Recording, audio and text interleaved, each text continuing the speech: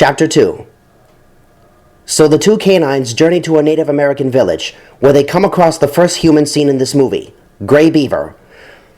Now, for those of you who haven't read the novel, Gray Beaver is White Fang's first owner, and this is one of the plot points that the film remains true to.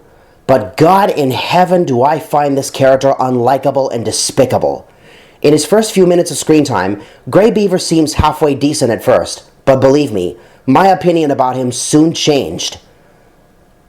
White Fang cutely comments, "Where's his fur? No fur? How do they keep warm? And look, he's walking on two legs. Won't he fall?" To which Quiche giggles and answers, "He won't fall." And so she comes out of the bush to greet Gray Beaver, who is busy gathering fish that he caught from the river. But I spotted an error here. When Quiche comes out of the bush, she comes out from the right side of the screen. But in the next shot, she is seen at the left side of the screen. I'm like, what the hell? Don't the animators have a basic idea on the concept of physics? I mean, how did this happen? Did Quiche just magically teleport herself to the other side of the screen or something? Well, that's one mark for this cartoon's many animation errors. And speaking of which, Gray Beaver has the strangest reaction to when he first notices Quiche.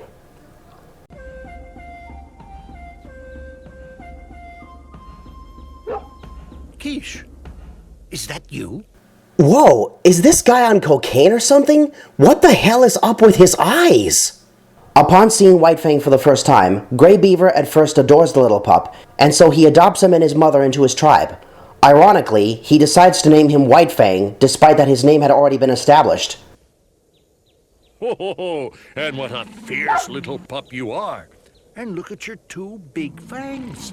They're so white. Let's call you White Fang. Well then, let's get you some food. And it is in this scene we get yet another animation error, as they literally recycle the same footage in the scene where White Fang passes by a teepee in the village, as Gray Beaver and Quiche walk their way into his tent. Yeah, I didn't edit this footage. That's literally what happens in this one shot. Yeah, you can tell that not a whole lot of effort was put into the making of this movie. And it is also in this scene we are introduced to Liplip. "Listen, Wolf, my name's Liplip." Yeah, very creative name. Who looks strangely a lot like Steel from Balto, except very uninspired. He even sports what I think is a blue bruise over his left eye. And as you may or may not have guessed from his general appearance and punkish attitude, he's one of the villains in this movie. And upon meeting White Fang for the first time, he immediately starts causing trouble for the little pup just for the sole purpose of being an asshole. "It's a wolf, all right. A stinking, smelly wolf." "Listen, Wolf, my name's Liplip." Liplip proclaims his dominance to White Fang by giving us a 50s-style greaser musical number of sorts about how mean and tough he is. "Town, I never lose a fight, and dogs for miles around, they tremble at my sight.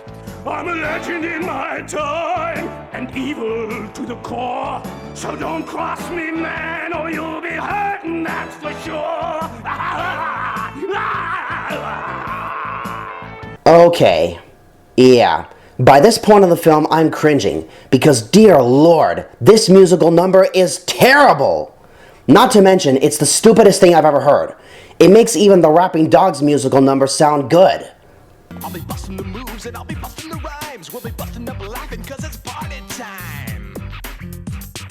Everybody's feeling fine cause it's party time. However, Liplip doesn't take kindly to White Fang calling him off. "What I say goes." Not for me, it doesn't. Shouldn't have said that. Seems like you need to be taught some respect. So they chase him all through the village.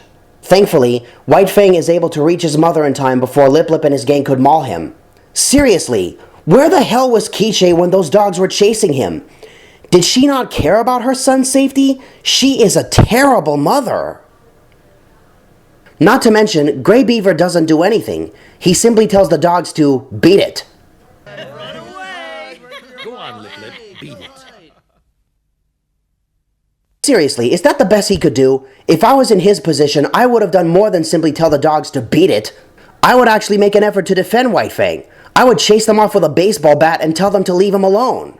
And believe me, this is not the only time Gray Beaver displays how incompetent he is as a dog owner. Sure, he feeds them pieces of steak, but believe me, simply feeding the animals food isn't nearly enough to qualify as a good pet owner. Another odd thing here is that when White Fang asks, What's wrong with this meat? Nothing, it's cooked. okay, well, how the hell did Gray Beaver cook the meat? And also, cooked meat is darker in color than raw meat. When Gray Beaver ties Quiche to a post, White Fang expresses horror and begs his mother to run. His mother blindly tells him, It's all right. It's their way. Once a human feeds you, they think they own you. No one is ever gonna own me. sadly, that's where he's mistaken. And believe me, this is not the only time Quiche shows how absent-minded she is about the whole situation. The next day, that bastard Liplip causes more trouble for White Fang, who oddly enough now has a teenager's voice despite that he's still a puppy. What's the catch? What happened to his voice? Did he hit puberty prematurely or something? Anyway, Liplip claims that he wants to put aside his differences with the pup and be friends with him. Yeah, I don't think it would be that easy to befriend someone after you've done nothing but cause them trouble, you know. Nevertheless, he manages to trick White Fang into borrowing food from one of the teepees in the village. Nothing much. Just steal us some food from inside that teepee. Despite White Fang's suspicions, he goes along with it.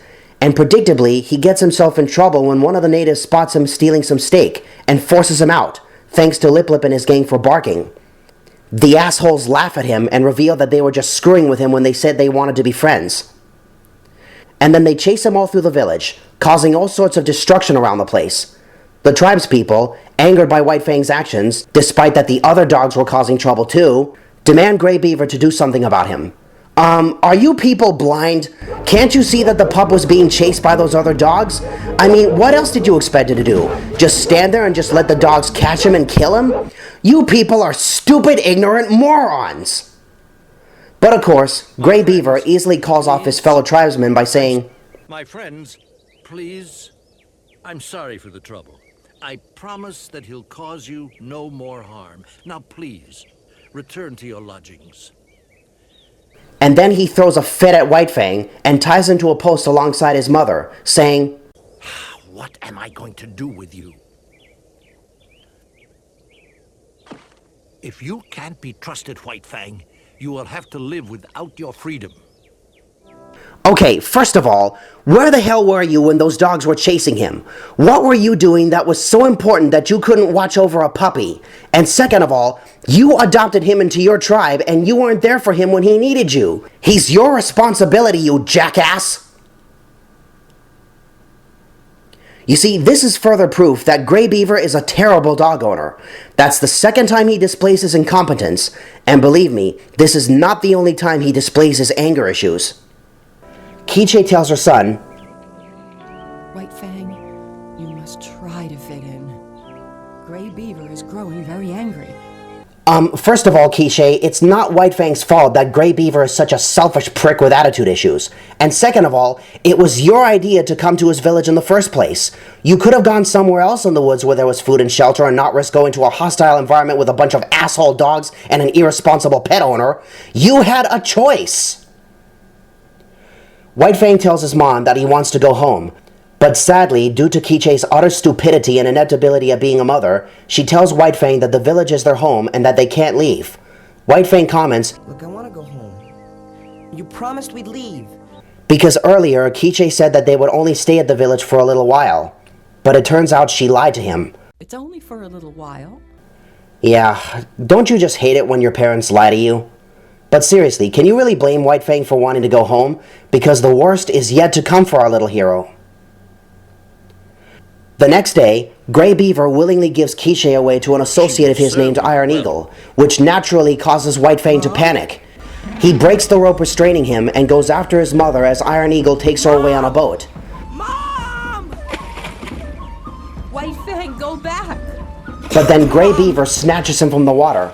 Okay, I'll give him this much for saving him from drowning, but then he throws him to the ground and angrily says, It's bad enough that I've had to lose one dog. I don't intend to lose another. and then he ties him to a post again and threatens him with a stick, saying, I don't want any more trouble from you. Learn that. or you'll learn the feel of this. Understand? Okay, first of all, you willingly sold White Fang's mother to Iron Eagle. You didn't have to give her away. It was your choice. Nobody forced you to do it. And seriously? Taking your anger out on a puppy and threatening him with a stick? Wow, I bet that must make you feel like a big man, huh? He wasn't even causing trouble. He just wanted to be with his mother, you selfish bastard. You are a horrible dog owner, Gray Beaver. Okay, he doesn't actually hit him with the stick, but given Gray Beaver's cynical attitude, I somehow get the feeling that he would have done that had he been given the chance to. So, in case you haven't figured it out by now, Gray Beaver is both an asshole and a hypocrite. When I saw him threatening White Fang, I seriously wanted to punch him right in the face. I'm not joking, I despise him with great intensity. Later that night, White Fang escapes from the village, but not before pointlessly jumping over the sleeping dogs when he could have just walked around them, and so the young pup journeys his way back to the cave, only to find no one there. That is, no one except for a grouchy and tired bear who has since taken residence in the cave. White Fang questions the bear's presence, and the grouchy bear forces him out of the cave. This is contrary to the book, where White Fang returns to the cave to see that his mother has given birth to new siblings, which he didn't regard as anything more than a potential threat. And it is in this scene we are introduced to yet another musical number, set to a montage of White Fang's memories. Always stay, but for now, please show me the way. Okay, I'll say this much. This song is somewhat heartbreaking, but the singing and the lyrics just don't do it for me. I get that it's supposed to be sad and dramatic, but I don't know, it just doesn't do it for me. And it's painful to listen to. Yet another pointless scene in this crap fest of a movie.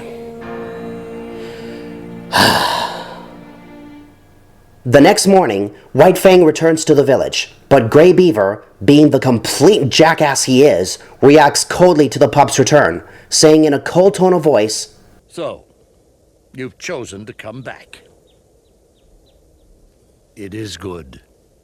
"Oh really? Why do I find that hard to believe coming from you? This only shows me that he couldn't care less if White Fang returned or not."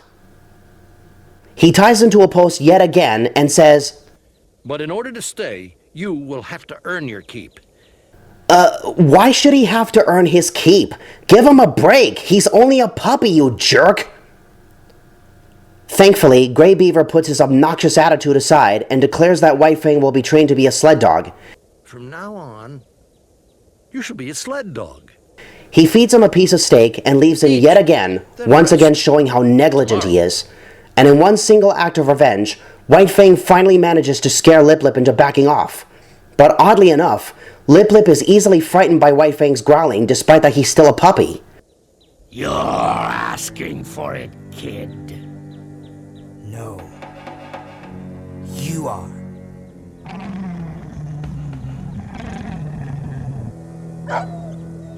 Right. Come on, boys. I'm feeling generous today. See you later, White Fang. Yeah, I don't know what sense that makes. But oddly enough, this is pretty much the last we see of Liplip for the rest of the movie. Understandably, they left out the part in the novel where White Fang kills him.